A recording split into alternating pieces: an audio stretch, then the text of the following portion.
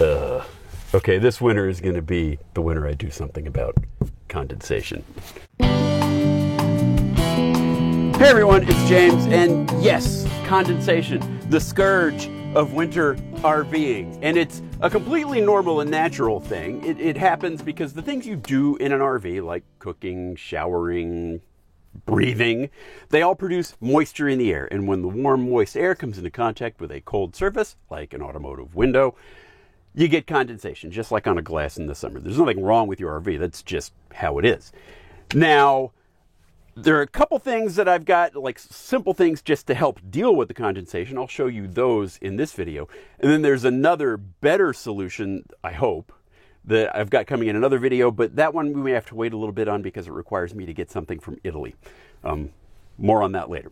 Okay, so let me tell you the things that we do for condensation now. First, whenever we are doing high moisture producing activities like cooking, like showering, we do turn on the vent fan a little bit and crack a window to get the worst of the condensation out of there. But one thing I'm not willing to do is what all the old timers will tell you, and there's just sleep with the ceiling fan on and a window open. Well, of course that's not going to, you're sleeping with the windows open. You're not going to have any condensation in that case, right? But that just flies in the face of all the insulate, conserve heat, whatever. That I'm not willing to do that. I've tried a number of other things already. I've tried even like full-on dehumidifiers in here. In the cab, behind the thermal curtain, dehumidifier running, not a stupid little Peltier effect dehumidifier, but an actual one with a compressor. And sure, it'll empty out gallons of water, but we still got condensation. So I'll show you a couple things that we're doing in this video to help with the condensation, and then the next video, hopefully, I really hope it works because that'll be something super cool to share. Okay, let me take these down and I'll show you the first one.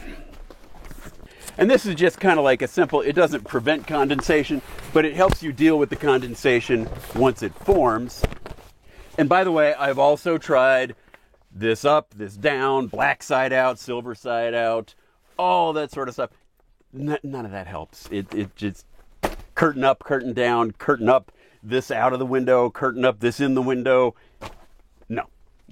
Okay, one thing that we've tried on this trip, and it seems to be helping, doesn't prevent condensation, but when you get the condensation, it prevents it from running down behind the dash, is you get one of these. These are used by like window tint installers because, you know, the window tint is a adhesive that has to be wet when they install it. And so they throw this up there in the little crack between, and I just do this each night before we put the shades up for the night. Put it in the crack up there between the dash and the window. Then when this stuff melts, it gets into this kind of fuzzy cord thing, and then it doesn't drip down behind the dash. Now, don't leave it up there all the time because there could very well be condensation behind the dash, and you want to allow a way for that to escape if it does happen. So that's number one. Number two is a little bit more interesting.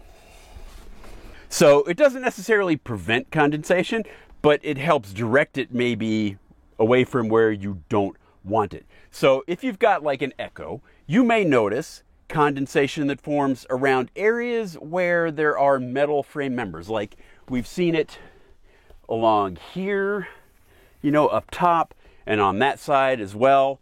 And so the reason that happens is because of thermal bridging. Basically, there's an aluminum frame member inside the wall, and it's connected to the outside and the inside, and it just transports the cold right in. Same with the bed chiller along the side of this bed. That's from the housing for the mounting location for the Batwing awning, which we don't have. So what I thought to do about that is like, well, if I had built a wall, what I would have done is installed some sort of thermal break on top of the aluminum members. So I went looking, I found thermal break tape. And so this stuff, if you look at it, it's actually this gray color. Oh my goodness, look at the walls. They're kind of gray as well. So that's not so terrible. So on this trip, we've been trying it out. I've put it in a couple places to see where we would get condensation, to see what would happen. And so I've installed a piece of it up here in this cabinet. This is Steph's cabinet. And I've installed a piece right up here along the top. And since doing that, not once have we observed any condensation in this cabinet. To make sure I was getting what I thought, I didn't do it in this cabinet. So this is mine. And I didn't do it in here, and we would get condensation up in there. The same in the little medicine cabinet in the bathroom. We get condensation up there. I haven't installed any there yet, but after this, I am certainly going to. Now, I'm kind of on the fence about whether or not I should install it up here. I know it would work against the condensation. I just can't decide if I like the look of it. And I know people have made like baseboard kind of things out of foam insulation, and that's great. That just seems like an awful lot of work for something that's easily damaged. So I'm trying to get stuff on board with tape up along the ceiling. Anyway, but that's not the only place I've put it. Also, I mentioned the bed chiller, and I am still using my heated mattress pad to help prevent some, but now I just kind of like the heated mattress pad. I'll just be honest, it's really nice if you've never tried it. Anyway, but there is still bed chilling performance here. So what I've done, there, come on in, you can see that. I've doubled up. I've put 2 layers of this foam insulation tape, and I've still got my hypervent underneath here. I've got 2 layers of this insulation tape up against the wall, because what would happen is we'd get condensation here, and this is like behind a mattress, and so that's really bad. You get condensation behind a mattress. It's not going to get out unless you take the mattress out, right? So I really don't want the condensation here. So I did put it on the walls here and up across the head of the bed, and since doing that, again, where this tape is, no condensation. And that's sort of what it looks like on a wall. So am I going to go further with that? I don't know. But that's another thing you can try, is thermal break tape. Now this stuff is made by Echo Tape. I will provide a link to it in the write-up that goes with this video. This is going to be a short video because the big thing that I'm really going to try is coming from Italy, and we'll see how that works. Anyway, I'll put a link in the post on the Fit RV that I'll link in the YouTube description, and you can pick up some of this if you want to try it for yourself, but I've been trying it and it's working out great.